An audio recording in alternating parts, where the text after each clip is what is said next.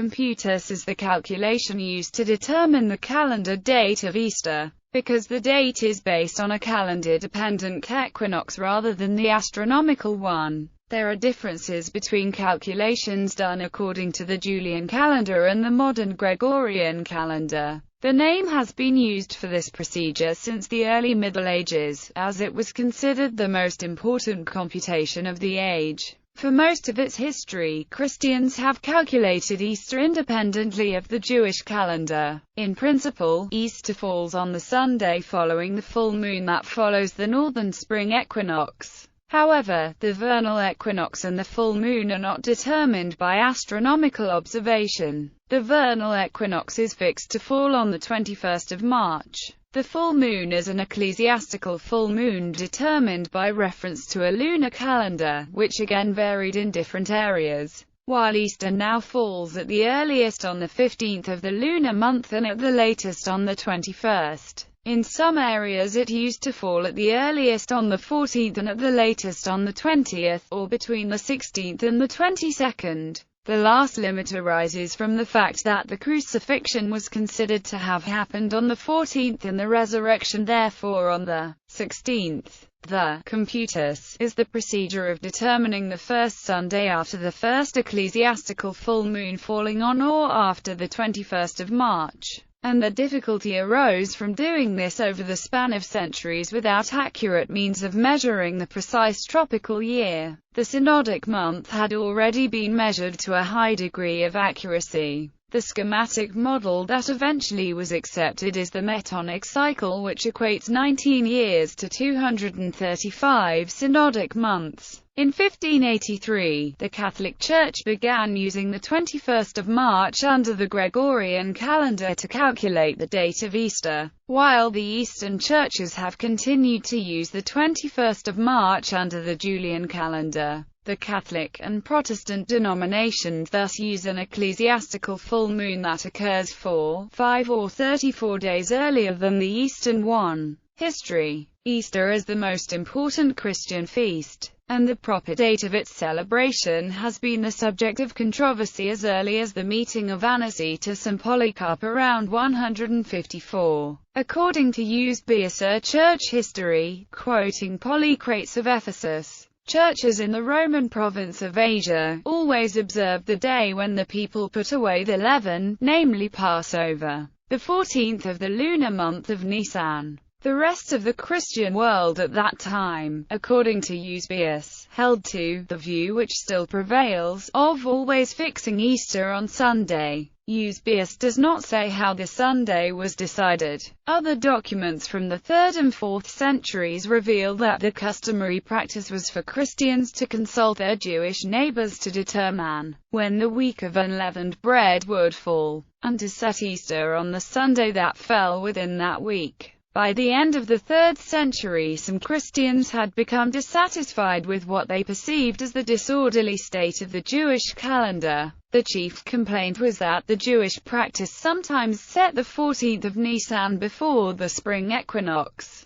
This is implied by Dionysius, Bishop of Alexandria in the mid-3rd century, who stated that, at no time other than the spring equinox is it legitimate to celebrate Easter, and by Anatolius of Alexandria, who declared it a great mistake to set the Paschal lunar month when the sun is in the 12th sign of the zodiac. And it was explicitly stated by Peter, Bishop of Alexandria, that the men of the present day now celebrate Passover before the spring equinox through negligence and error. Another objection to using the Jewish computation may have been that the Jewish calendar was not unified. Jews in one city might have a method for reckoning the week of unleavened bread different from that used by the Jews of another city. Because of these perceived defects in the traditional practice, Christian Computus began experimenting with systems for determining Easter that would be free of these defects. But these experiments themselves led to controversy. since some Christians held that the customary practice of holding Easter during the Jewish festival of unleavened bread should be continued,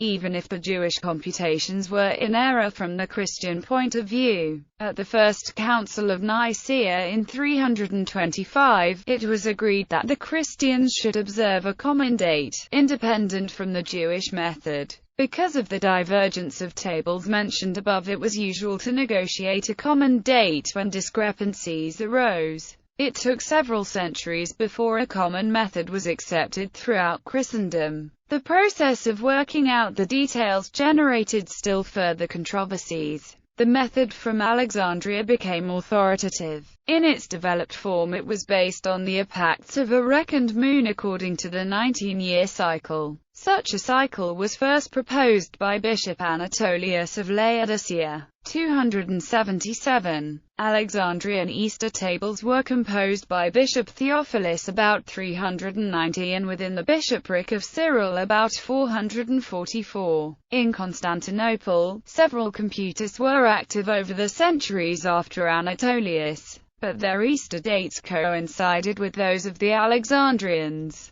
Having deviated from the Alexandrians during the 6th century, churches beyond the eastern frontier of the former Byzantine Empire, including the Assyrian Church of the East, now celebrate Easter on different dates from Eastern Orthodox churches 4 times every 532 years. Dionysius introduced the Christian era when he published new Easter tables in 525. Dionysius's tables replaced earlier methods used by the Church of Rome. The earliest known Roman tables were devised in 222 by Hippolytus of Rome based on 8-year cycles. Then 84-year tables were introduced in Rome by Augustulus near the end of the 3rd century. A completely distinct 84-year cycle, the Insula Laticus, was used in the British Isles. These old tables were used in Northumbria until 664, and by isolated monasteries as late as 931. A modified 84-year cycle was adopted in Rome during the first half of the 4th century. These Victorian tables were used in Gaul and Spain until they were displaced by Dionysian tables at the end of the 8th century. In the British Isles, Dionysius and Victorius's tables conflicted with the indigenous tables. These employed an 84-year cycle because this meant the dates of Easter would repeat every 84 years. But there was an error which caused the full moons to fall progressively too early. Add to that the fact that Easter could fall at earliest on the 14th day of the lunar month, and it was often the case that Aenfleda, who followed the Roman system, was fasting on Palm Sunday at the same time as her husband Oswy, king of Northumbria, was feasting on Easter Sunday. The Irish Synod of Magell-Eacuteni in 631 decided in favour of either the Dionysian or Victorian Easter, and the Northern English Synod of Whitby in 664 adopted the Dionysian tables.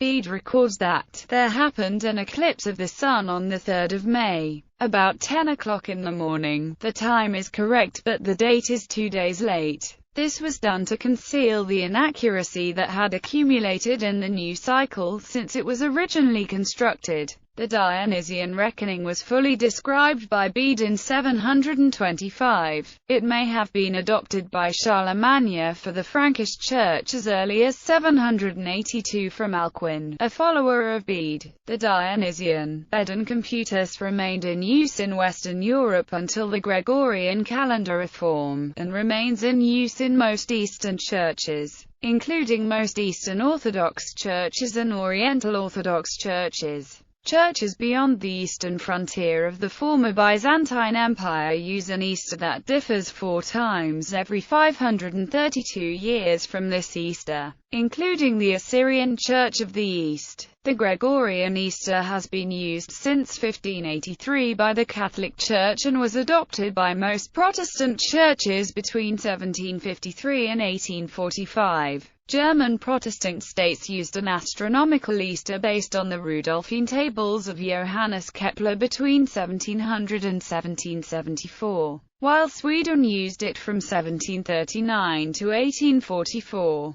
This astronomical Easter was 1 week before the Gregorian Easter in 1724, 1744, 1778, 1798, etc. Theory. The Easter cycle groups days into lunar months, which are either 29 or 30 days long. There is an exception. The month ending in March normally has 30 days, but if the 29th of February of leap year falls within it, it contains 31. As these groups are based on the lunar cycle, over the long term, the average month in the lunar calendar is a very good approximation of the synodic month, which is 29.5305887 days long. There are 12 synodic months in a lunar year, totaling either 354 or 355 days. The lunar year is about 11 days shorter than the solar year, which is either 365 or 366 days long. These days by which the solar year exceeds the lunar year are called epacts.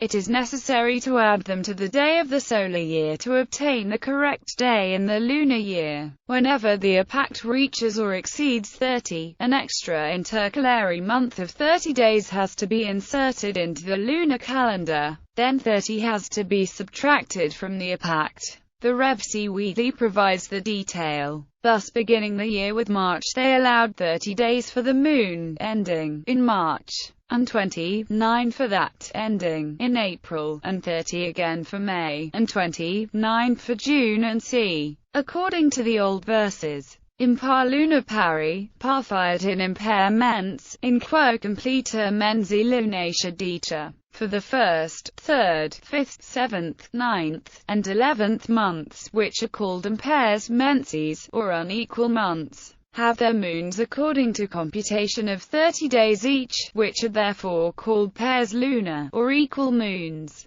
But the 2nd, 4th, 6th, 8th, 10th, and 12th months, which are called pairs menses, or equal months, have their moons but 29 days each, which are called impairs lunar, or unequal moons. The 19-year metonic cycle assumes that 19 tropical years are as long as 235 synodic months. So after 19 years the lunations should fall the same way in the solar years, and the epacts should repeat. However, 19 times 11 equals 209, 29, not 0, that is, 209 divided by 30 leaves a remainder of 29 instead of being a multiple of 30. So after 19 years, the epact must be corrected by +1 day in order for the cycle to repeat. This is the so-called solstice lunar or moon's leap, and it is handled by having 3 consecutive months of 29 days in the summer of the last year in the cycle. The extra 209 days are made up of 7 embolismic months of 30 days, for a total of +7 equals 235 lunations,